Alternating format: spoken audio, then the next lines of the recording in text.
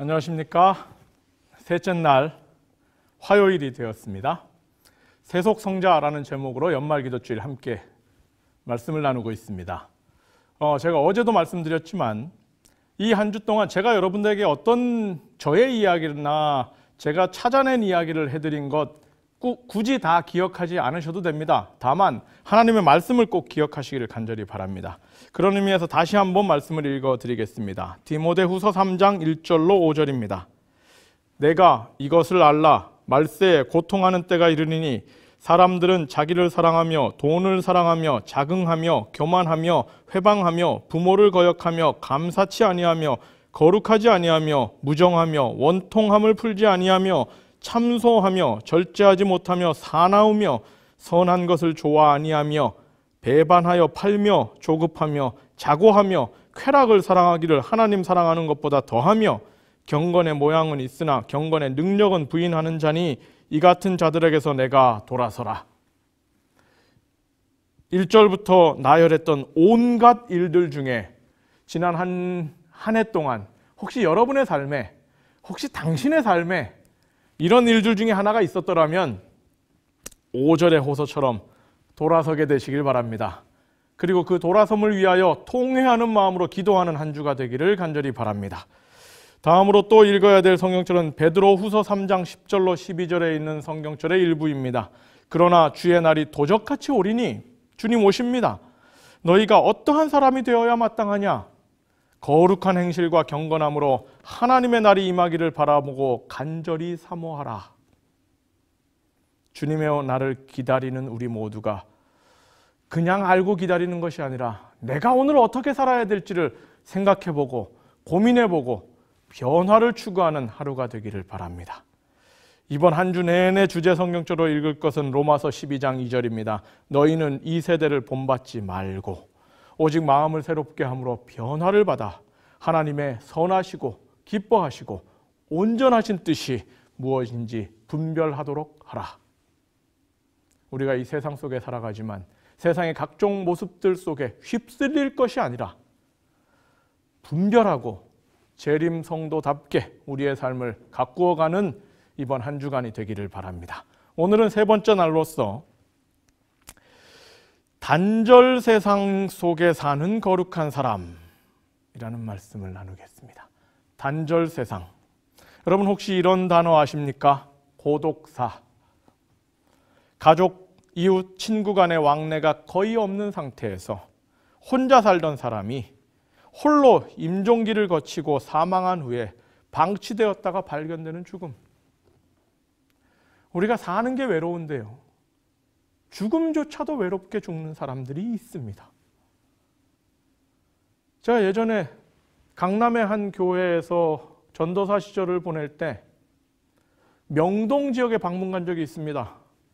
중국 관광객들이 쏟아져 들어오는 고급 백화점들이 잔뜩 있는 그 명동 지역의 바로 뒷골목에는 쪽방촌이 있었습니다. 그곳에서 그 단칸방 안에서 난방도 하지 못하며 살아가면서 언제 어떻게 그 삶이 마무리될지 모르는 사람들을 보면서 서울 하늘 아래 이런 데도 있구나. 이 휘황찬란한 백화점 바로 뒤에 이런 데도 있구나 보면서 가슴 아팠던 적이 있습니다. 그런 분들이 그렇게 돌아가실 때 고독사라고 표현됩니다. 우리 한국에는 그런 일들이 많이 있나 봅니다. 고독사, 연령대별 고독사 현황을 살펴보면요. 의외로 50대가 많습니다. 한창 일해야 될 사람들, 한창 힘이 있는 사람들, 한창 뭔가를 이루어낼 사람들이 외롭게 죽어가는 세상을 우리가 살고 있는 것입니다. 그런데 이렇게 50대만 그렇게 되는 것이 아닙니다. 요즘은 고시원에서 젊은 20대가 자기의 삶을 채 펴보지도 못한 채 혼자 외로이 죽음을 맞이하는 사례들이 종종 있어 뉴스에 나오게 됩니다.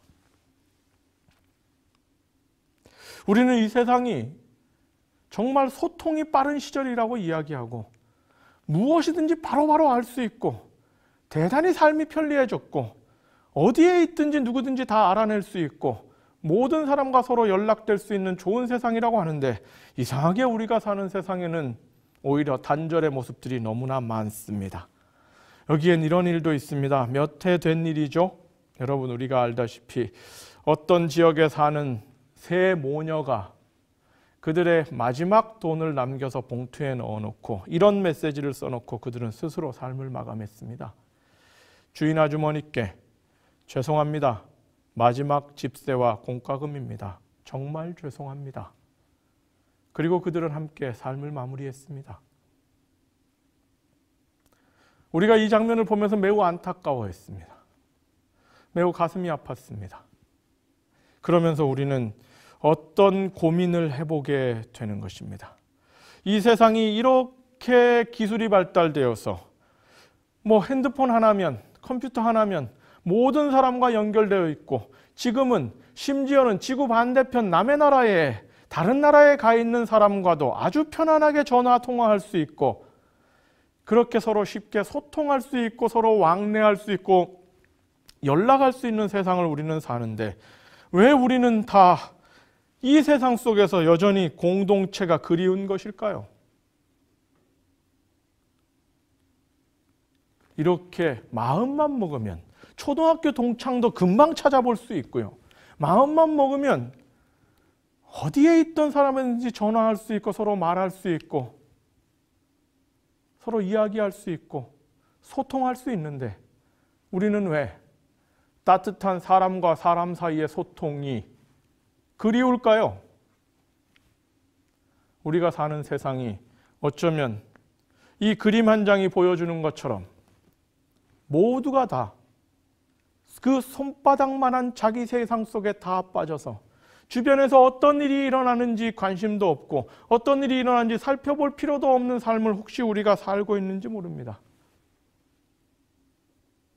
아이러니컬하게도 세상의 온갖 기술들은 다 발전해서 사람과 사람 사이의 소통을 장려하며 더 잘할 수 있는 기술들이 다 나오고, SNS가 나오고, 그래서 우리는 자주자주 서로 쉽게 사람을 만날 수 있는 것 같은데, 이상하게 이 그림에 있는 이 사람들처럼 우리는 각자 자기의 삶에만 몰두하면서, 자기의 시간에만 몰두하면서, 자기의 것에만 몰두하면서 주변에서 무슨 일이 일어나는지를 살펴보지 못하게 되고, 주변 사람들의 모습을 살펴보지 못하게 되고, 그러면서 이 세상은 점점 더 대중 속의 고독, 민중 속의 고독으로 빠져들어가지 않나 생각해 보게 됩니다. 교회는 식구라고 말하지 않습니까? 같은 밥을 먹는 사람들, 함께 밥 먹는 사람들. 그런데 이상하게 이제는 점점 시간이 변하면서 교회도 단절을 경험합니다. 저희가 다음 세대 사역을 연구하고 고민하면서 가장 크게 고민이 되는 것은 그것입니다. 합회에서 하는 행사에 청소년들이 적게 오는 것, 청소년들의 출산율에 의해 청소년들이 적어진 것, 이런 것이 문제가 되지 않습니다. 밖에서 탈종교 현상이 있고 반기독교 정서가 있어서 밖에 있는 젊은이들이 교회 안으로 들어오지 않는 것, 이것보다 더 큰 문제는요, 교회 안에 있는 우리가 교회 안에서조차 단절을 경험하고 있습니다. 제가 어떤 교회에 가서 아이들에게 묻습니다. 이 교회에서 너희 엄마 아빠 외에 너하고 친구처럼 지내는 어른이 있느냐? 없다고 이야기합니다. 그러면 그 청년이나 그 학생은 이렇게 얘기합니다. 우리 어른들이 좀 냉랭하셔요. 그런데 제가 그 아이에게 다시 묻습니다. 그럼 너는 너보다 10살 어린 동생들에게 친구가 되어주고 있느냐? 그러는 너는 너의 다음 세대 사람들과 소통하고 있느냐? 정작 젊은이들도 청년과 중고생 사이에 단절되어 있고, 중고생과 초등학생 사이에 단절되어 있고, 식구라고 하는 교회 안에서도 많은 단절이 있습니다. 우리가 정말 해결해야 될 것은 교회가 정말 식구의 마음을 회복하는 것입니다. 교회가 정말 서로를 애틋하게 사랑해 줄 수 있는, 서로 함께 하나가 되는 일들, 이것이 지금 필요한 것입니다. 주님께서 우리에게 요구하시는 건 바로 그런 것입니다. 그렇게 해서 우리가 먼저, 아무리 작은 교회라 할지라도 우리가 먼저 우리 안에서 우리의 관계의 만족을 느끼고, 우리 안에서 먼저 소통의 만족을 느끼고 서로 한 식구됨을 만족하고 감사하게 될 때, 이 공동체에, 이 아름다운 공동체에 다른 사람들이 참여하고 싶어서 따라오게 되는 것입니다. 오늘 우리가 살펴볼 성경 말씀은 우리 주님께서 바로 우리에게 그렇게 단절되지 말고 소통하라고, 연결되라고 호소하는 구절입니다. 우리가 아주 잘 아는 요한복음 15장 1절로 9절에 있는 말씀을 살펴보면 포도나무의 이야기가 나옵니다. 이 포도나무의 이야기를 1절부터 9절까지의 쭉 있는 이야기를 좀 중요한 구절들, 제가 오늘 설교 말씀에 좀 중요하다고 보여지는 구절들을 좀 뽑아서 읽으면 이렇습니다. 1절, 내가 참 포도나무여 내 아버지는 농부라. 내 안에 거하라. 나도 너희 안에 거하리라. 나는 포도나무요 너희는 가지니 저가 내 안에 내가 저 안에 있으면 이 사람은 과실을 많이 맺나니 나를 떠나서는 너희가 아무것도 할 수 없음이라. 마지막 9절은 이야기합니다. 아버지께서 나를 사랑하신 것 같이 나도 너희를 사랑하였으니.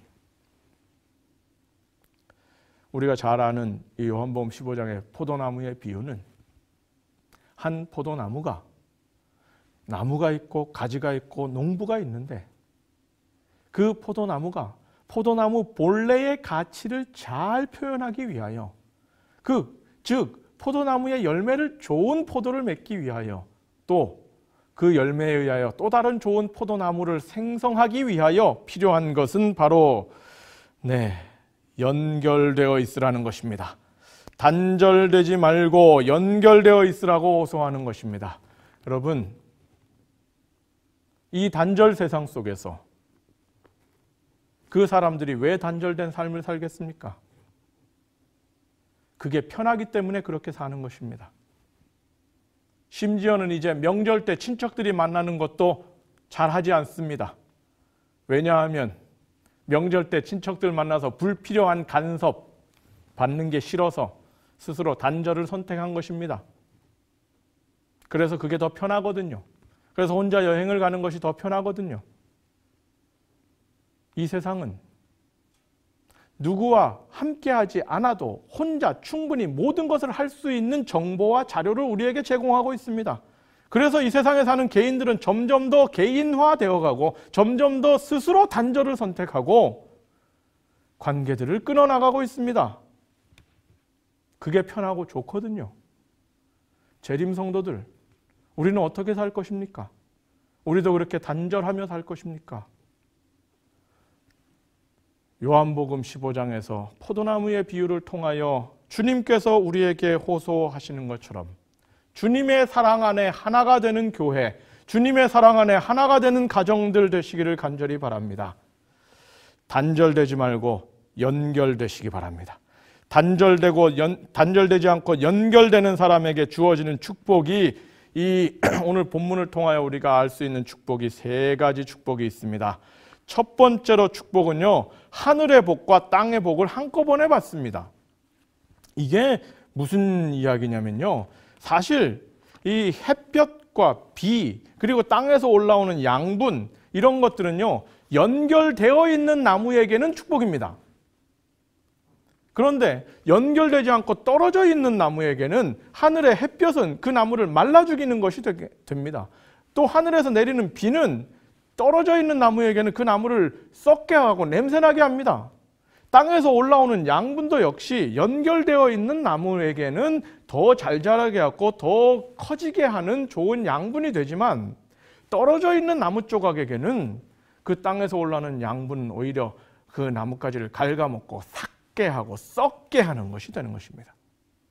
여러분, 연결되어 있을 때 하늘의 복과 땅의 복을 동시에 누립니다. 우리가 하나님과 연결되어 있을 때 구원이라는 하늘의 복과 이 땅에서의 평화롭게 사는 이 땅의 평안과 안식의 복도 함께 받는 것입니다. 연결되어 있지 않으면 그것이 복이 아니라 오히려 다른 것, 심지어는 저주가 될 수도 있습니다. 연결되어 있는 자는 하늘의 복과 땅의 복을 한꺼번에 받는다는 사실 기억하시기 바랍니다. 두 번째로 연결되어 있는 자는 좋은 만남의 복이 있습니다. 이 포도나무 가지가 그 나무에 잘 연결되어 있으면 그 잘 연결되어 있는 포도나무를 만나러 오는 그 나뭇가지를 만나러 오는 사람은 누가 만나는 거예요? 네, 이 나무를 잘 키워서 좋은 열매를 얻도록 도와주고 싶은 좋은 농부, 즉 아버지 하나님을 만나게 됩니다. 그런데 이 포도나무가 가지가 나무에 붙어 있지 않고 떨어져서 바닥에 뒹굴고 있으면 누구를 만나게 되는 겁니까? 뭐 장난감 지팡이나 장난감 총을 원하는 어린아이를 만나게 되기도 하고요. 또 어떤 경우에는 그 불쏘시개를 찾는 어떤 나무꾼을 만나게 되기도 하고, 그렇게 돼서 그 주어져 가서 그걸로 끝나는 것입니다. 연결되어 있을 때 만나는 만남이 복된 만남이 됩니다. 그리고 이제 한 해가 지났습니다. 또 한 살 먹었습니다. 우리 청년들, 20대에서 30대 넘어가는 청년들 위기감을 느낄지 모릅니다. 어쩌면 여러분의 자녀들이 또 한 살 더 먹는 것에 대하여 걱정하는 부모님들 계실지 모릅니다. 어떻게 하면 우리 애들 좀 좋은 만남이 있어야 될까 고민하는 부모님들 계실 것입니다. 해가 넘어갈 때 이런 스트레스 더 크실 것입니다. 그런데 여러분, 누구를 만나느냐보다 주님께 연결되어 있느냐가 더 중요합니다. 잘 연결되어 있으면 그 만남이 복된 만남이 됩니다. 잘 연결되어 있지 못하면 그 만남이 안 좋은 만남, 후회스러운 만남이 될 수 있습니다. 오늘 여러분들이, 우리 청년들이, 또 여러분의 자녀들 어떤 좋은 사람 만나냐를 고민하기 전에 내가, 우리 자녀가 하나님과 잘 연결되어 있느냐를 고민해 보시기 바랍니다. 그것이 연결된 자에게 주어지는 좋은 만남의 축복을 받는 비결입니다. 세 번째로 연결되어 있으면 얻는 축복은 바로 좋은 열매를 맺습니다. 연결되어 있지 않으면 나무 조각 하나로 끝납니다. 그러나 연결되어 있으면 포도를 얻게 되고 좋은 포도를 얻게 되고 그 포도를 통하여 또 다른 포도나무를 얻게 되는 것입니다. 연결되어 있으면 더 좋은 열매를 얻게 됩니다. 성경의 표현으로는 풍성한 열매를 얻게 됩니다. 그러므로 여러분, 우리는 이 세상을 살아가면서 내가 어떤 축복을 받느냐를 고민하기 이전에 내가 어떻게 잘 연결되어 있느냐를 고민하는 분들이 되시길 간절히 바랍니다. 세상의 모든 것이 단절되는 세상, 세상의 모든 개인화되는 이 세상에서 과연 나는 그들과 같이 단절을 선택할 것인가 아니면 연결을 선택할 것인가, 주님께 연결될 것인가를 살펴보는 하나님의 사람들이 되시길 간절히 바랍니다. 여러분은 주님과 잘 연결되어 있습니까? 지난 한 해간의 여러분의 삶은 어떠했습니까? 주님과의 연결이 더 곤고해지는 기간이었습니까? 아니면 그 연결이 점점 느슨해짐을 느끼고 있습니까? 성경은 삼겹줄은 더 견고하다라고 했습니다. 이 연말에 여러분의 삶을 돌아보시면서 주님과의 연결을 더 강하게 하고 더 분명하게 하는 그런 믿음의 사람들 되시기를 간절히 바랍니다. 우리가 무엇과 연결될 것인가? 첫 번째로는 예수님과 연결되는 분들이 되시길 간절히 바랍니다. 여기 이 그림에 나오는 이 내용은요, 영화 포스터인데요. 이 영화는 그냥 누가 지어낸 이야기가 아니고요.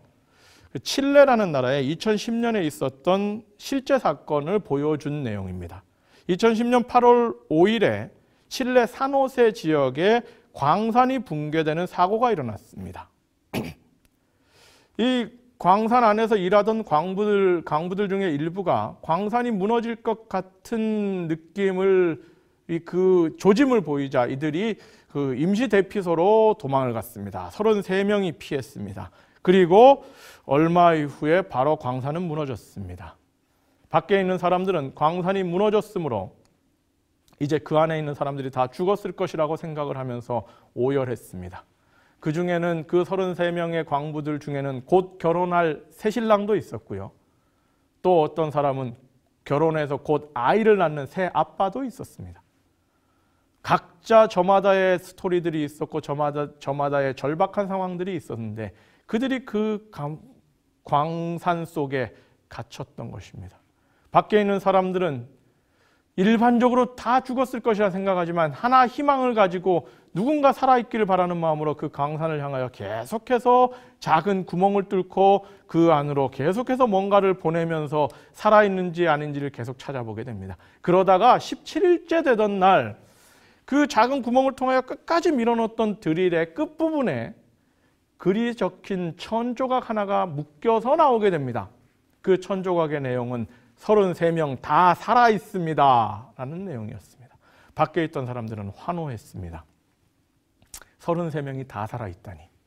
거기 있던 광산의 반장이 그 사람들을 다 챙겨서 제한적인 음식을 가지고 조금씩 배급해 나가면서 그 아주 엄청난 더위 속에서 습도가 대단한 속에서 그들이 17일을 생존하면서 그들에게 구조의 신호가 오기를 기다리고 있었고 드디어 그 작은 드릴을 통하여 들어왔을 때 거기에 자기들이 살아있음을 보냈던 것입니다.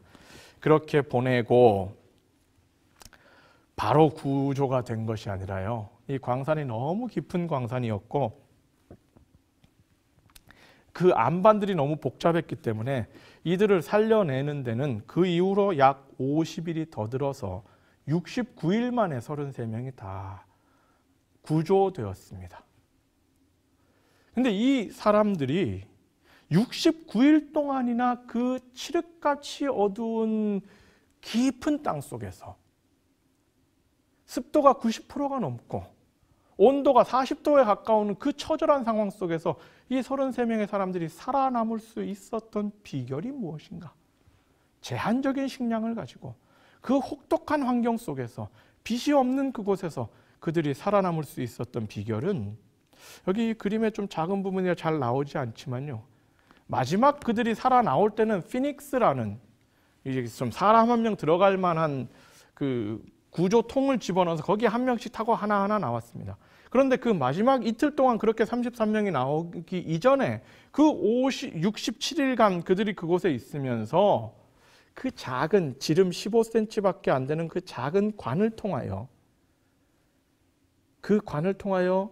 아래에 있는 그 속에 있는 사람들의 이야기가 올라가고 밖에 있는 사람들의 이야기가 내려가고 식량이 내려가고 밖에 있는 그 소식들이 내려가고 그래서 핸드폰을 내려보내서 핸드폰 영상을 찍어서 올려보내기도 하고 여러 가지 과정들을 통해서 그 지름 15cm짜리 작은 관 하나로 위와 아래가 연결되어 있었기 때문에 그들이 50일이 넘도록 거기서 생존할 수 있었던 힘의 근원이 되었던 것입니다. 여러분, 우리가 사는 세상도 그들이 그 33명의 광부들이 갇혀 있었던 그 상황처럼 별반 다르지 않습니다. 혹독한 환경 속에 우리가 던져져 있고 엄혹한 현실을 우리가 계속 마주하며 살고 조금만 정신을 내려놓으면 조금만 정신 차리지 않으면 내 삶이 무너질 것 같은 위태로운 줄타기 같은 삶을 우리가 살지 모릅니다. 그런데 그 엄혹한 현실 속에서도 그들이 살아남을 수 있었던 비결은 그 위와 바깥과 연결되어 있는 작은 관, 팔로마, 비둘기라고 부르는 그 작은 관을 통하여 전결되어지고 공급되어지는 그 내용들 덕에 그들은 살 수 있었습니다. 여러분은 예수님과 연결되어 있습니까? 이 칠흑같이 어두운 이 세상 속에서 영광스러운 하늘, 우리가 곧 가야 될, 우리가 구조되어 가야 될 그 하늘과 연결되어 있습니까? 예수님과 연결되어 있습니까? 여러분에게는 주님과 연결된 그 팔로마, 비둘기 같은 관이 있습니까? 그거 없이 어떻게 사십니까? 지금 이 순간 우리의 삶을 돌아보고 내가 과연 주님과 바르게 연결되어 있는지를 살펴보시기 바랍니다. 그리고 이 한 해가 바뀌는 이 시점에 주님과의 연결을 더욱더 곤고히 하기 위하여, 더욱더 강력히 하기 위하여, 분명하게 하기 위하여 노력하는 재림 성도 되시길 간절히 바랍니다. 두 번째로 우리가 연결되어야 할 것은 교회와 연결되어야 합니다. 요즘 들어 어떤 사람은 전 세계적으로 이 탈종교 현상, 반기독교 현상이 있습니다. 그래서 어떤 외국인이 우리나라에 와서요, 이런 피켓을 들고 다니는 모습이 있었습니다. 주님, 여러분 교회에 가지 마세요. 현대 교회는 타락했어요. 여러분이 스스로 하나님을 찾으세요. 혼자서. 교회에 갈 필요 없어요. 교회는 타락했어요. 교회에 가봤자 손해가 돼요. 교회에서는 자꾸 돈 내라고만 해요. 교회에 간다고 해서 여러분의 신앙에 도움이 되지 않아요. 교회에 가지 말고 주님 섬기려면 그냥 혼자 섬기세요. 상당히 매력적입니다. 특히 젊은이들에게 매우 매력적입니다. 내가 믿기만 하면 되지 꼭 그 교회라는 조직체 속에, 교회라는 공동체 속에, 그 교회의 예배 속에 꼭 들어가야 되냐라고 반문합니다. 그런데 우리가 교회를 계속 가야 되는 이유는 우리 하나하나는 사실은 약한 불씨들입니다. 우리가 정말 교회에 참여하지 않고 나 혼자의 내 신앙을 정말 뜨겁게 그 불길을 계속 태울 수 있는 사람이라면 혹시 그래도 될지 모릅니다. 그런데 작은 불씨 하나가 혼자 떨어져 있으면 그대로 사그라들고 꺼져버리기 쉽습니다. 그러나 그 불씨들이 비록 작더라도 모여 있으면 그 모여 있는 것이 큰 불이 되는 것입니다. 우리가 교회 안에서 서로를 돕고 격려하고 의지하면서 함께 신앙의 길을 해나가는 것입니다. 여기 성경에 보면요, 이 그림에 나오는 이 사람은 여러분이 잘 알다시피 사울이라는 이름을 가졌던 사람, 다메섹으로 가던 중에, 다메섹으로 하나님의 백성을 핍박하기 위하여 가던 중에 주님을 만나고 그가 눈이 어두워졌던 사람, 그리고 그때부터 그의 이름이 바울로 바뀌었던 사람, 바로 우리가 잘 아는 사도 바울입니다. 이 사람이 다메섹 도상에서 주를 만난 다음에, 주님을 만난 다음에 바로 그는 그 열심에 의하여 주님의 일을 하려고 떠나고 싶었습니다. 그러나 주님께서 그를 떠나지 말고 머무르라 했습니다. 머물고 누구를 기다리게 했냐면 아나니아라는 선지자를 기다리게 했습니다. 사도행전 9장에 나오는 이야기입니다. 이 사도행전 9장의 이야기를 읽어보면 주님께서 바울에게는 가지 말고 머물러라. 주님의 일 하고 싶더라도 일단 참고 머물러라. 그렇게 머물러라고 한 다음에 주님께서 아나니아 선지자를 불러서 저기 가서 사울을 만나서 그의 눈을 밝게 해주고 그를 교회로 연결시켜라 라고 얘기했을 때 아나니아가 주님께 반문하기를, 주님, 제가 이 사람 어떤 사람인지 압니다. 교회 핍박하던 사람입니다. 무섭습니다. 만나기 어렵습니다 라고 말했을 때 주님께서 그에게 다시 이야기해 줍니다. 이 사람은 이제 내 사람이다. 하나님의 사람이다. 그러므로 네가 가서 일을 하라. 그렇게 해서 아나니아가 바울을 만나는 장면이 사도행전 9장에 있습니다. 이 장면에 대해서 사도행적 122쪽은 이렇게 표현합니다. 이와 같이, 그러니까 사도행적에서는요, 왜 주님께서 회심한 바울을 바로 하나님의 사람으로, 하나님의 일꾼으로 바로 일을 줘서 어디로 보내지 않으시고 기다리게 하고 아나니아를 보내게 했느냐라는 그 이유를 설명한 것이 사도행적 122쪽입니다. 뭐라고 쓰였냐면, 이와 같이 예수께서는 당신의 조직된 교회의 권위를 시인하셨고 사울을 지상에서 당신이 임명하신 대리자들과 교회의 지도자들과 교회와 연결시키셨다. 그리스도께서는 이제 이 세상에서의 당신의 대표자로 교회를 가지셨고 이곳에 회개하는 죄인을 생명의 길로 인도하는 사업을 위탁하셨다. 많은 사람들이 그들의 빛과 경험에 대해 지상에서 그분이 인정하시는 제자들과 상관없이, 요즘 있는 모습과 맞죠? 많이 비슷하죠? 교회와 상관없이 그리스도에 대해서만 책임이 있다는 생각을 가지고 있다. 많은 사람들이 이 세상의 교회와는 관계없이 그냥 예수님만 믿으면 된다, 이런 생각 가지고 있다 할 뿐이, 사도행적을 기록할 때 있었던 그 현상은 지금 우리 상황에도 언제든지 있습니다. 그래서 어떤 사람들이 이렇게 말합니다. 교회가 타락했으니 교회 가지 말라고.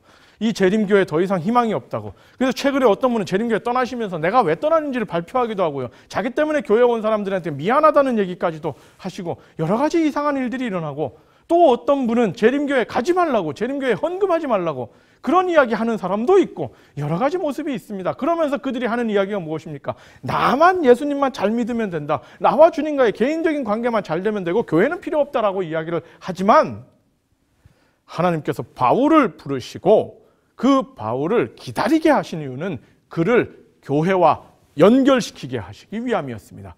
왜냐하면 교회는 비록 약하더라도, 비록 문제가 있더라도, 비록 부족하더라도 하나님께서 이 땅에 영혼 구원을 위하여 세우신 하나님의 기관이기 때문에 우리의 사명이 영혼 구원일진데 그 일을 위하여 세운 교회와 우리는 연결될 필요가 있는 것입니다.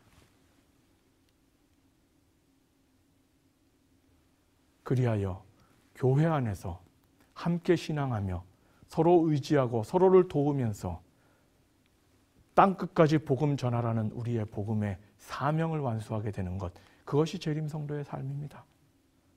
여러분, 신앙생활 하다 보면 힘들 때 있습니다. 세상에 이 교회밖에 없나 이런 마음 들 때도 있습니다.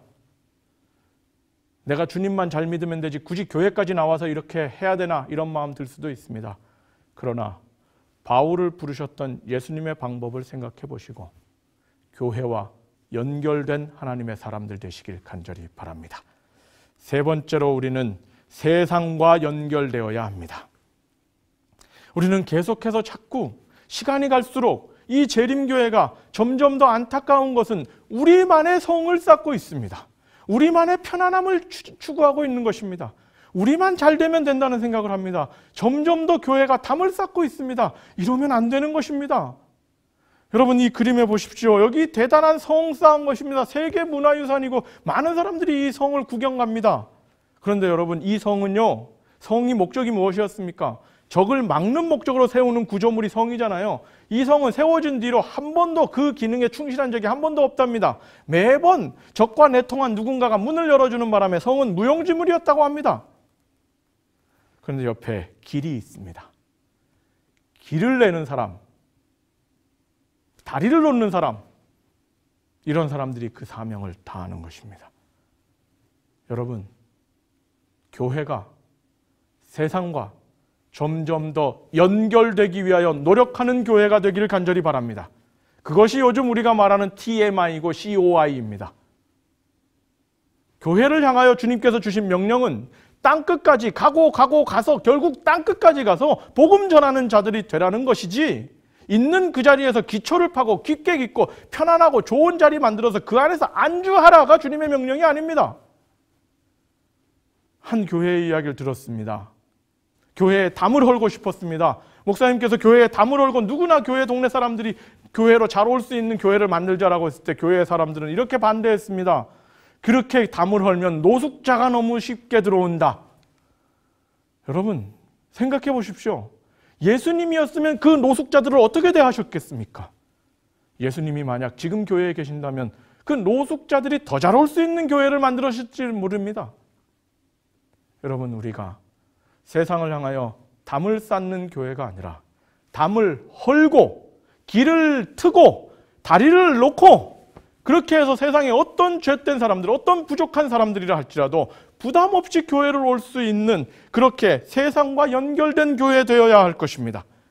여러분, 우리는 이 세대를 본받지 말아야 합니다. 이렇게 단절되는 이 세대 본받지 말고 우리는 연결되는 사람들 되시길 간절히 바랍니다. 에베소서 2장 14절에 보면 우리 주님은 막힌 담을 허는 분이라 했습니다. 여러분, 이 연말 기도주일 여러분의 삶에 어떤 담이 있었습니까? 어떤 단절이 있었습니까? 허는 분들 되시기 바랍니다. 여러분의 가정에서 부부 사이에, 부모 자식 사이에 어떤 문제가 있었고 어떤 담이 있었다면 함께 무릎을 꿇고 진지하게 기도하고 소통하면서 그 담을 헐어내는 일들 해보시기 바랍니다.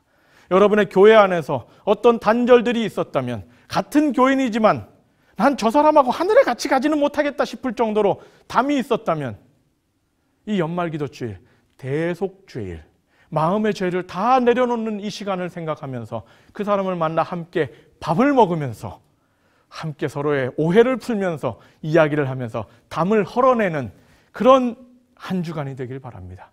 여러분의 교회가, 여러분이 그 교회가 있는 그 자리에서 그 주변 지역사회와 어떤 담이 있었습니까? 뭔가 하나라도 그 담을 헐어내는 결정을 하시고 헐어내는 행동을 하는 교회가 되길 간절히 바랍니다. 이런 교회가, 이런 그 재림 성도가 바로 단절이 가득한 이 세상에 새 태를 본받는 사람이 아니라 변화되고 분별력 있게 재림교인답게 살아가는 믿음의 사람들이 되는 것입니다. 단절 세상 속에서 모두가 단절이 편안하고 그 단절이 자연스러운 세상을 살아가지만 우리 재림 성도는 재림기별 전하기 위하여 땅끝까지 연결되는 사람들, 그러기 위하여 지금 내 가까운 주변과 더 잘 연결되고 더 잘 소통되어서 포도나무의 비유처럼 연결되었을 때 얻는 축복들을 충분히 받아 감당하는 믿음의 사람들이 되시길 바라며 오늘의 말씀을 마치겠습니다.